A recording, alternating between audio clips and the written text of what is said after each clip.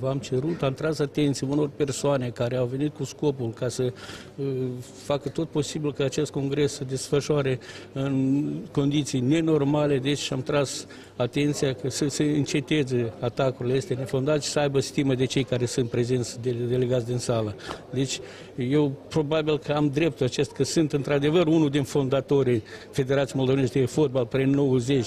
Deci, dar pe parcurs au pătruns niște persoane care ați văzut și singur în sală, au pătruns în fotbalul moldovenesc, deci cu niște practic au venit în fotbalul moldovenesc ca să fac tot posibilul ca fotbalul nostru să stagneze. Deci. Și desigur că aceste persoane trebuie de tras atenție că pe viitor să poarte un dialog civilizat și să aibă stimă de toți reprezentanții care sunt astăzi din toată Republica. Dacă se vorbim despre comportamentul civilizat, dumneavoastră ați fost la un pas.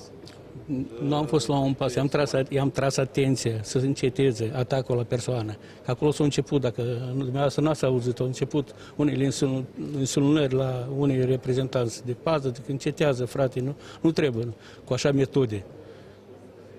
Deci că aici nu am venit în sala de box ca să cântărim puterile. Deci aici se petrece un congres care trebuie să fim toți atenți și reprezentanții cluburilor să ia decizia cuvenită care, desigur, vor să o ia. Deci aici nimeni nu influențează pentru cine să voteze, ați văzut singur. Totul este democratic.